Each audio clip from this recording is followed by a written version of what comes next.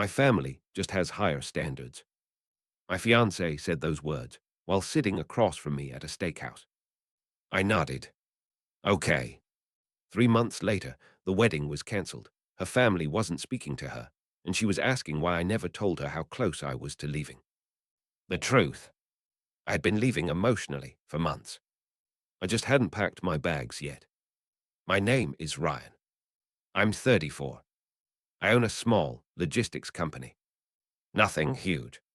22 employees. A few contracts. A decent living. The kind of business that isn't flashy enough to impress strangers, but stable enough to provide a good life. I met Ava at a charity event. She was smart, funny, confident, the kind of person who could walk into any room and immediately become part of the conversation. We dated for almost 2 years before getting engaged. For most of that time, things were good. The problems didn't start with Ava. They started with her family. More specifically, their obsession with money. Not wealth. Money. There's a difference. Wealthy people don't always talk about money. People obsessed with status do. And Ava's family measured everything in dollars. Cars, houses, jobs, vacations, people, especially people. The first time I met her father, Charles, he didn't ask what I enjoyed doing. He didn't ask how I met Ava. He didn't ask about my family. His first question was, "So what's your income look like these days?" I laughed because I thought he was joking. He wasn't. Ava just smiled, like it was completely normal. At the time, I let it go. Looking back, that was mistake number one. A few weeks later, I attended a family dinner. That was when I met her older brother, Derek. Derek worked in finance. Made sure everyone knew it. Within 20 minutes, he had mentioned his salary 3 times. Nobody seemed bothered.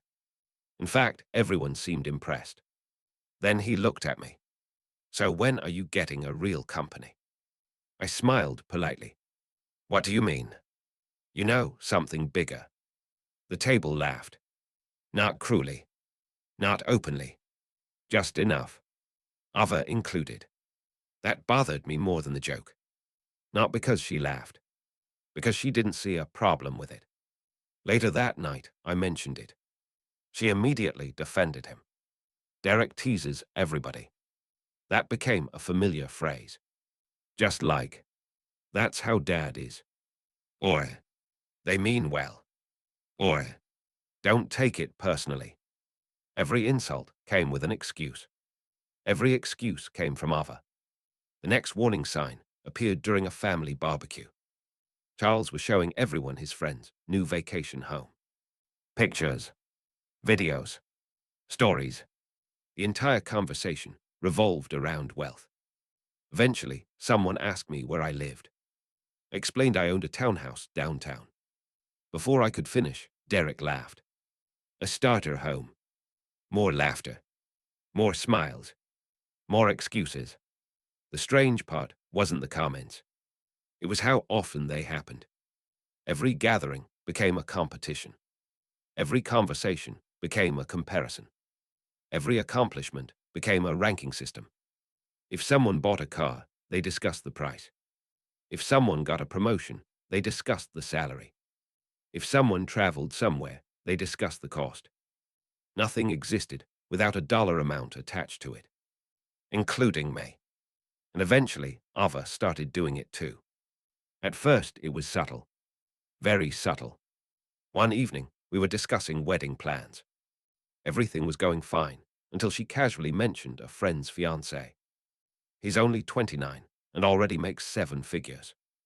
I laughed. Good for him. She nodded, then added, "That's impressive." Something about the way she said it bothered me. Not jealousy. Comparison. Like she wasn't describing him. She was measuring me. Again, I ignored it.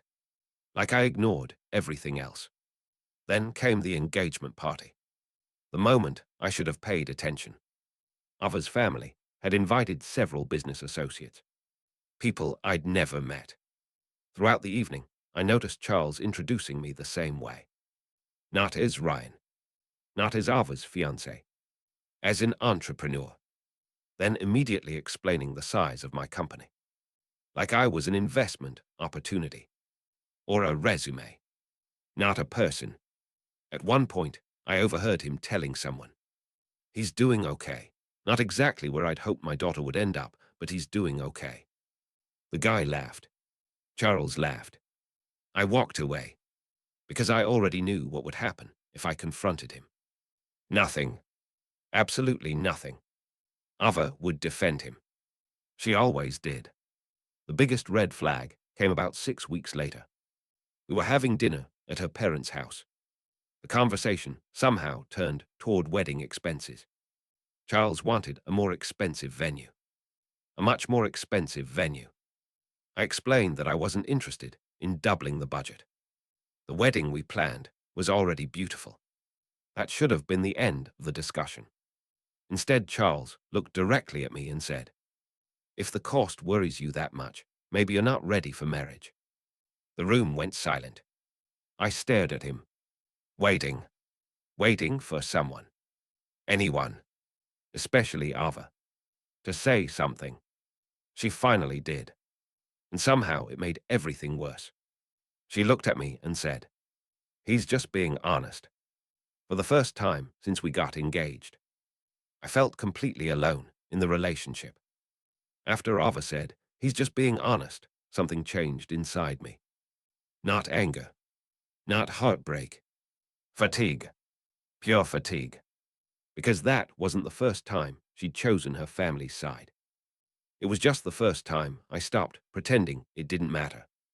The drive home was quiet. For almost 20 minutes, neither of us spoke. Finally, Ava sighed. "You took that way too, personally." I actually laughed. Not because it was funny, because somehow we had arrived at the same destination again. Her father insults me. I react. My reaction becomes the problem. Not his behavior. My reaction. The pattern was becoming impossible to ignore. "I don't think your father respects me." Ava immediately shook her head. "That's ridiculous." "Is it?" "Yes." I looked out the windshield, then asked a simple question. When was the last time he spoke to me without bringing up money? She didn't answer. That told me everything. The following weeks were filled with wedding planning. Or at least that's what it should have been. Instead, it felt like a constant negotiation between me and her family. Every decision became a discussion. Every discussion became an argument. Every argument somehow ended with me compromising. One evening, Ava called me while I was leaving work. "Dad thinks we should upgrade the venue." Again. I sighed. We already picked a venue. He found a better one. More expensive. Silence. Then. Yes. Of course it was. Everything was always more expensive. To Charles, expensive automatically meant better. The idea that value could exist without a massive price tag seemed impossible for him to understand. When I refused, Ava became irritated. "You always focus on cost." That sentence stayed with me, because it wasn't true. I wasn't focused on cost. I was focused on reality. There was a difference. But in her family, spending money was treated like proof of success. If you questioned it, people assumed you couldn't afford it. A few days later, Derek invited us to dinner. I should have declined. Instead, I went. Halfway through the meal, Derek started talking about a luxury condo he'd purchased. For 20 minutes, he discussed square footage, market value, appreciation projections, and neighborhood status. Nobody cared, but everyone pretended to. Then he turned toward me. Still in that townhouse. There it was again. The same comment. The same smile. The same disrespect disguised as conversation. I simply nodded. "Yep." Derek smirked. "I would have upgraded by now." Ava laughed. Not loudly. Not intentionally, but she laughed. That hurt more than Derek's comment, because I was starting to realize something. The problem wasn't her family anymore. The problem was Ava. Ava agreed with them. Maybe not openly, maybe not consciously, but she did. The evidence was everywhere. Over the next month, the comments became more frequent, more direct, less subtle. Charles questioned my investment decisions. Derek questioned my business growth. Ava's mother constantly compared me to the husbands of her friends. Every conversation felt like a performance review. And somehow I was always failing. Then came the discovery. The thing that changed everything. One Saturday afternoon, I arrived at Ava's apartment unexpectedly. We had plans. She forgot. No big deal. At least that's what I thought. When she opened the door, she looked surprised to see me. Not guilty, just surprised. Her laptop was open on the kitchen table. A wedding budget spreadsheet filled the screen.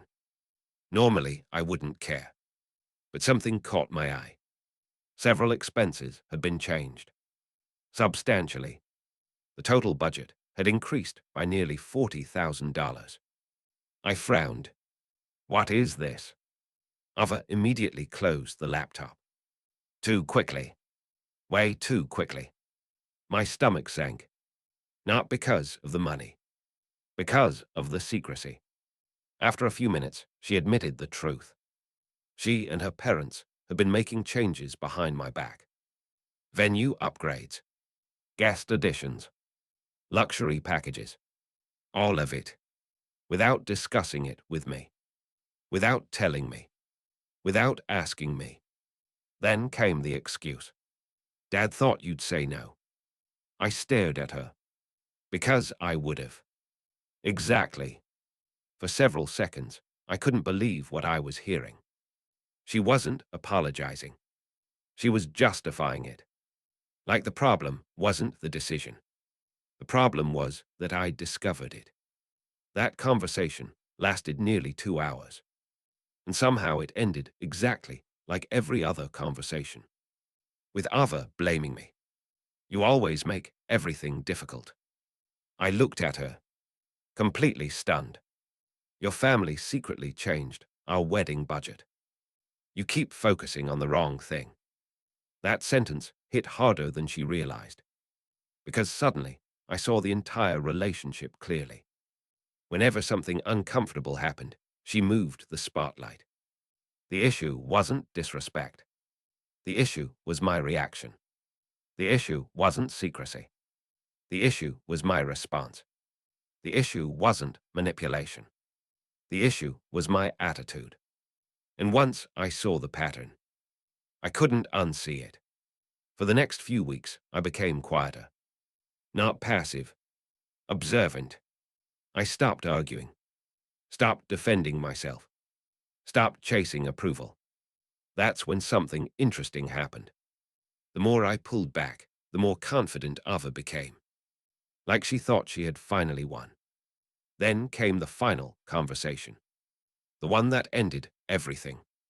It happened during a meeting with her parents. We were discussing wedding costs again. Another venue. Another upgrade. Another unnecessary expense. I calmly said no. Charles rolled his eyes. Derek laughed. Then Ava looked directly at me and said, if you're going to fight us on everything, maybe we're not compatible. The room went silent. For a moment, she looked proud of herself. Like she'd finally delivered the winning argument. 6 months earlier, I would have defended myself. Explained. Compromised. Negotiated. Not this time. I simply nodded. Looked directly at her. And said, okay. The smile disappeared from her face immediately. Because for the first time since we'd met, I wasn't chasing anymore. When I said, okay, the entire room went quiet. Not because I raised my voice. Not because I made a scene.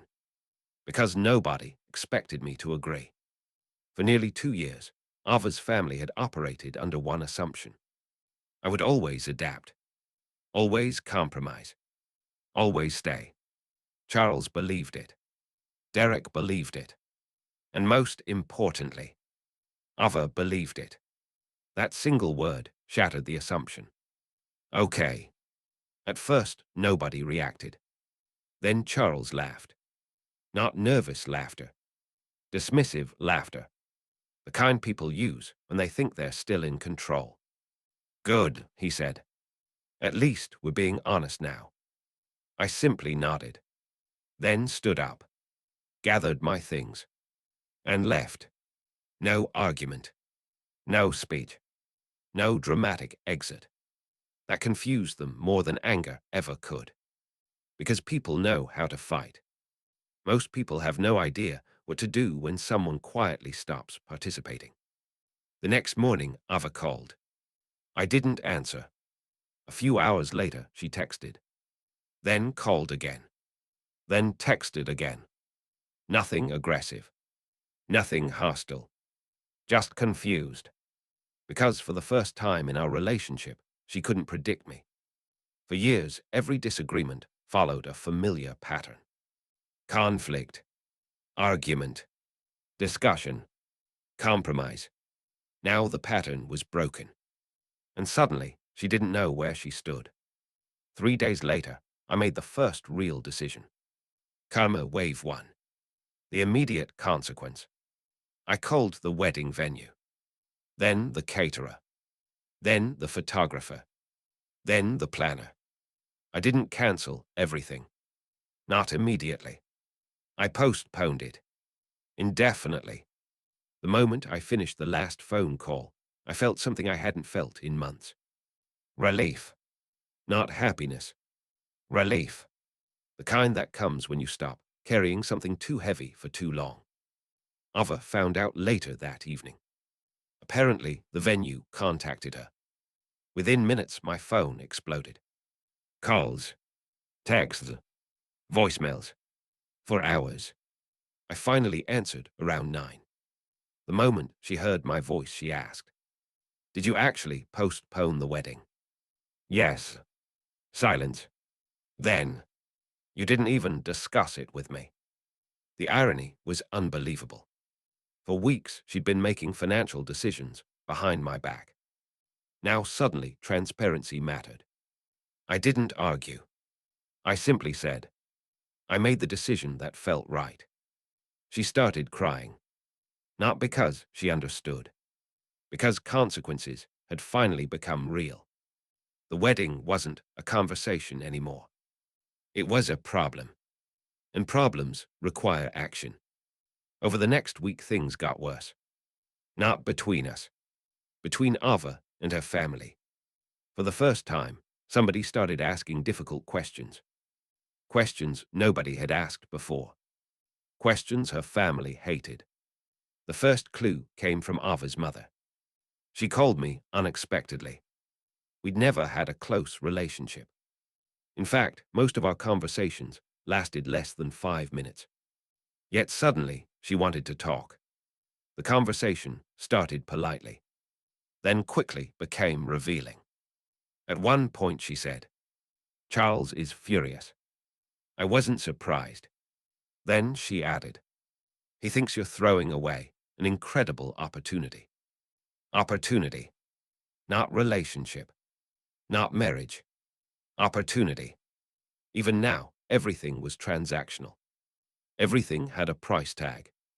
That sentence stayed with me because it perfectly summarized the family. People weren't valued for character. They were valued for status, income, connections, appearances. Everything else came second. Then came the proof.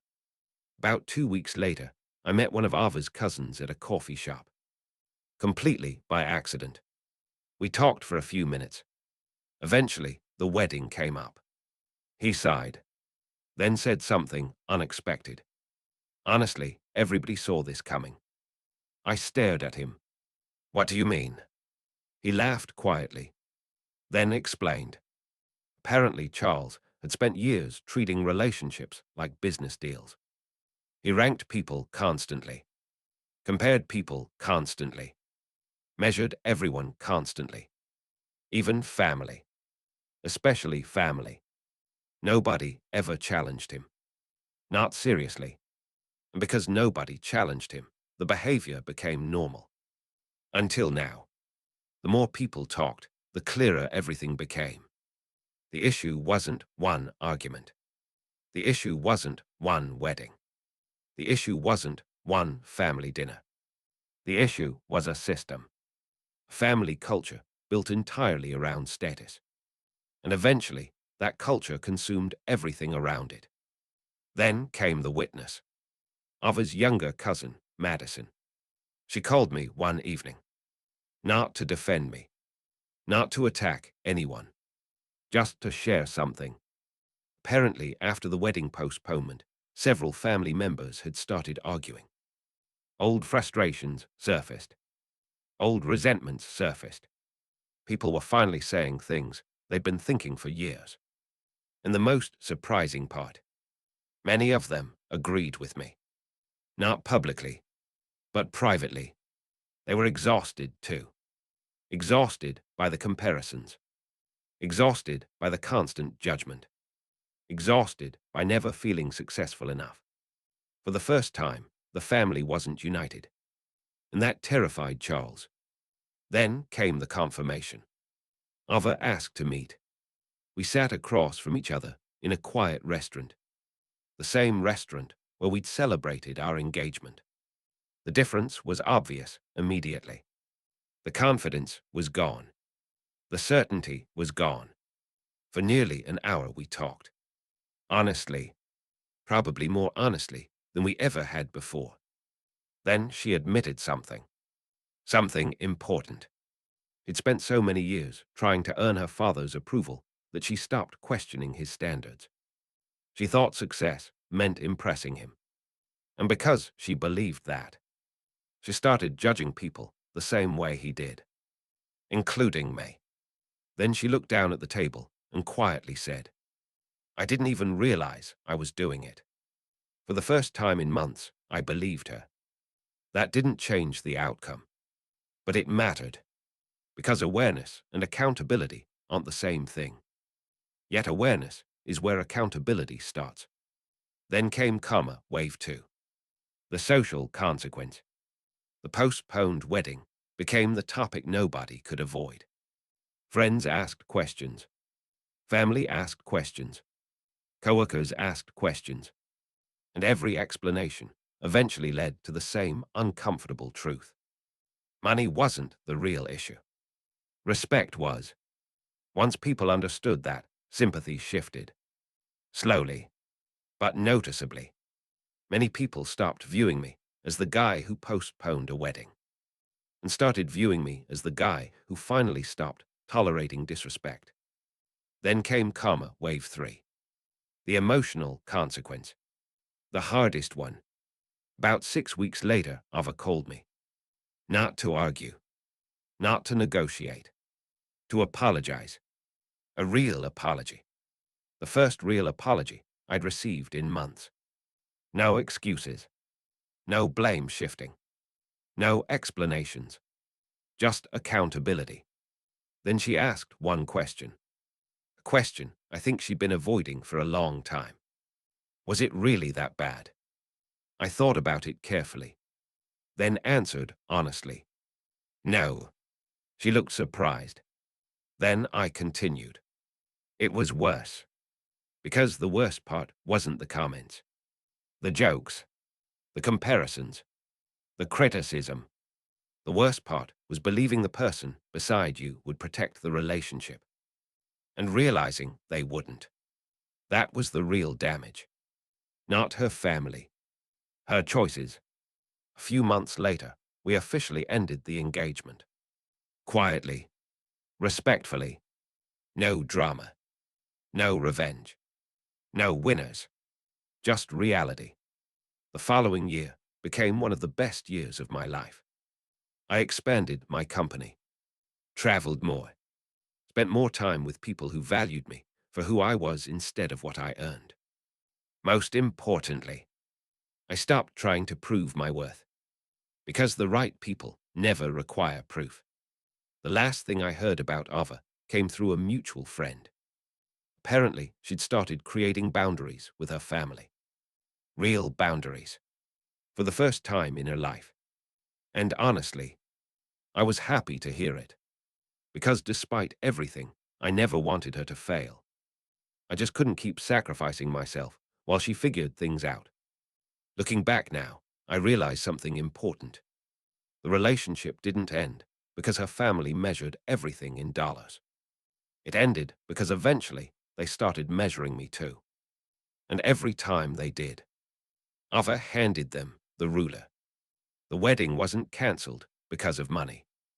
It was cancelled because respect disappeared long before the invitations were sent. And once I finally stopped chasing approval from people determined not to give it, everything became simpler. That's when I understood something I'd been missing all along. Your value isn't determined by what someone is willing to pay for you. It's determined by what you're willing to walk away from.